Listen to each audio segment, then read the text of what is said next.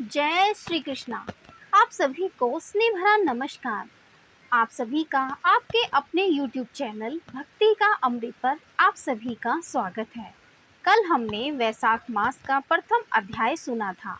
आज हम वैशाख मास महात्म्य का दूसरा अध्याय सुनेंगे।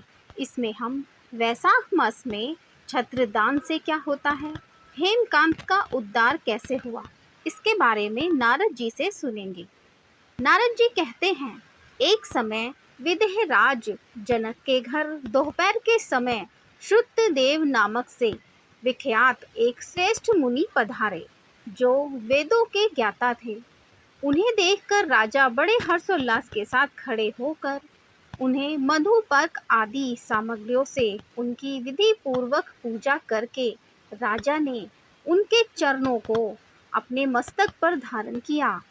इस प्रकार स्वागत सत्कार के पश्चात जब वे आसन पर विराजमान हुए, तब विदेहराज के प्रश्न के अनुसार वैशाख मास के महात्म्य का वर्णन करते हुए वे इस प्रकार बोले। श्रुतदेव ने कहा, हे राजन, जो लोग वैशाख मास में धूप से संतप्त होने वाले महात्मा पुरुषों के ऊपर छाता लगाते हैं, उन्हें अनंत पुण्य की प्राप्ति होती है। इस विषय में एक प्राचीन इतिहासकार का उदाहरण दिया करते हैं। पहले वंग देश में हेमकांत नाम से विख्यात एक राजा होते थे। वे कुशकेतु के पुत्र, परम बुद्धिमान और शस्त्रधारियों में श्रेष्ठ थे। एक दिन वे शिकार खेलने में आसक्त होकर एक गहन वन में जा घुसे। वहां अनेक प्रकार के मृग और वराह आदि जंतुओं को मारकर जब वे बहुत थक गए, तब दोपहर के समय मुनियों के आश्रम पर आए। उस समय आश्रम पर उत्तम व्रत का पालन करने वाले सत्रची नाम वाले ऋषि समाधि लगाए हुए बैठे थे, जिन्हें बाहर के कार्यों का कुछ भी भान नहीं होता था।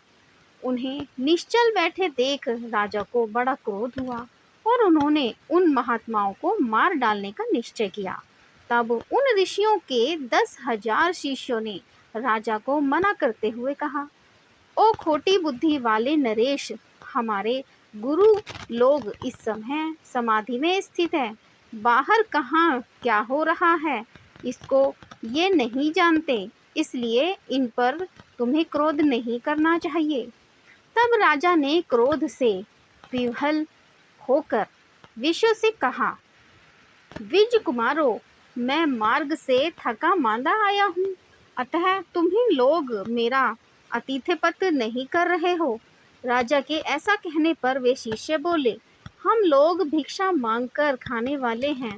गुरुजनों ने हमें किसी के अतिथि के लिए आज्ञा नहीं दी है।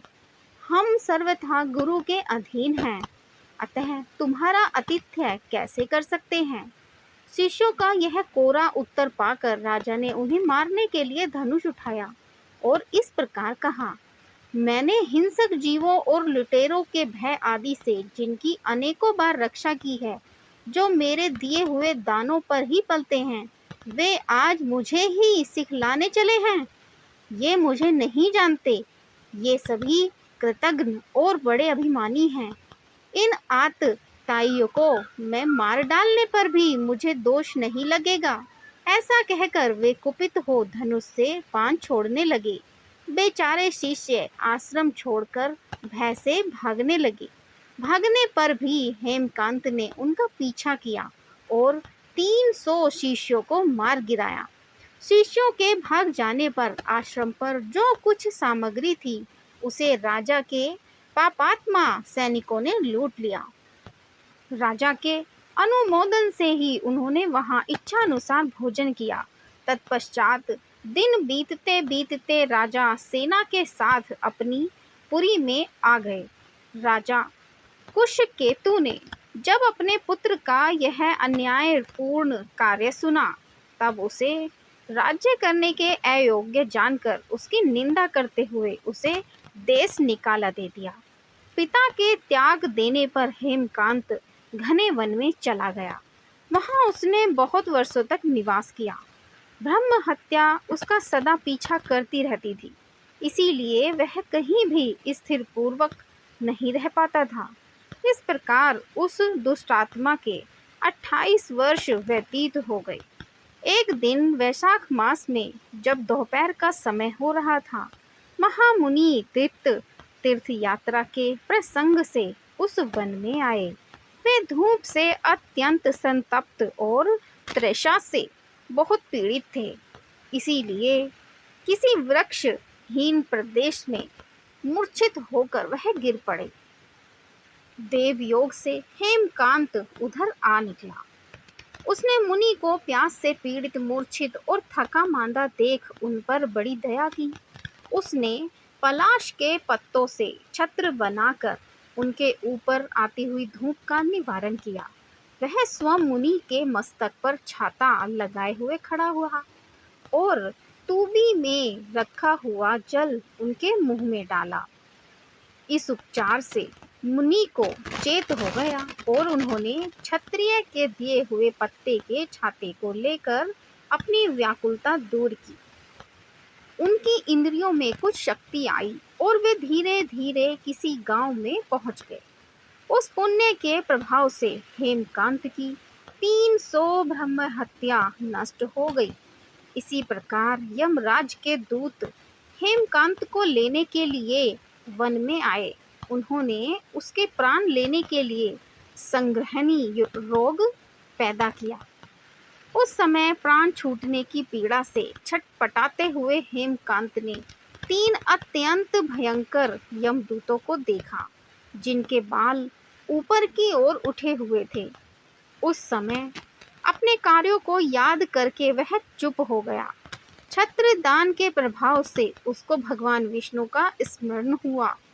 उसके स्मरण करने पर भगवान महाविष्णु ने विश्वकसेन से कहा, तुम शीघ्र आओ, यमदूतों को रोको, हेमकांत की रक्षा करो। अब वह निष्पाप एवं मेरा भक्त हो गया है। उसे नगर में ले जाकर उसके पिता को सौंप दो। साथ ही मेरे कहने से कुशकेतु को यह समझाओ कि तुम्हारे पुत्र ने अपराधी होने पर भी वैशाख मास में छत्र दान करके एक मुनि की रक्षा की है, अतः वह पाप रहित हो गया है। इस पुण्य के प्रभाव से वह मन और इंद्रियों को अपने वश में रखने वाला, दीर्घायु, सूरता और उदारता आदि गुणों से युक्त तथा तुम्हारे समान गुणवान हो गया है। इसलिए अपने इस महाबली पुत्र को तुम राज्य का भार संभालने के लिए नियुक्त करो।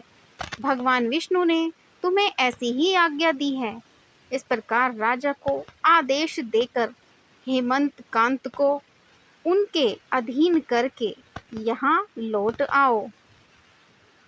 भगवान विष्णु का यह आदेश पाकर महाबली विश्वक्सेन ने हेमकांत के पास आकर यमदूतों को रोका और अपने कल्याण में हाथों से उसके सब अंगों में स्पर्श किया।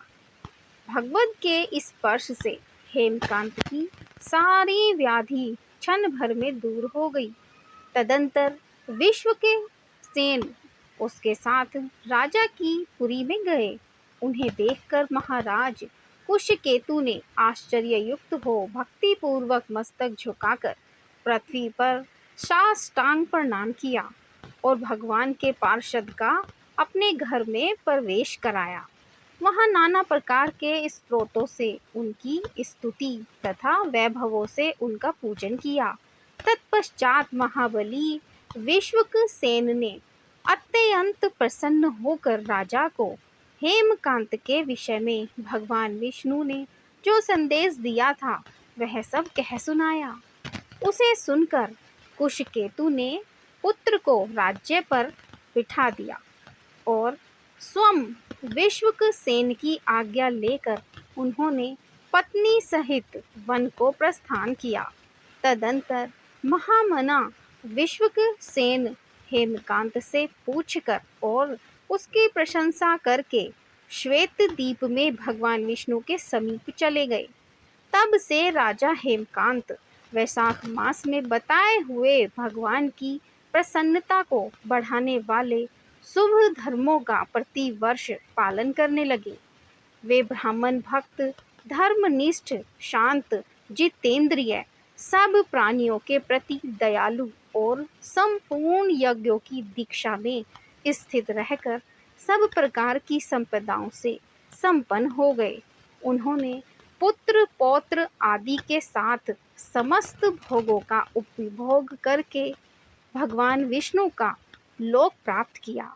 वैशाख सुख से साध्य अतिशय पुण्य दान करने वाला है। पाप रूपी ईंधन को अग्नि की भांति जलाने वाला, परम सुलभ तथा धर्म अर्थ काम मोक्ष चारों पुरुषार्थों को देने वाला है।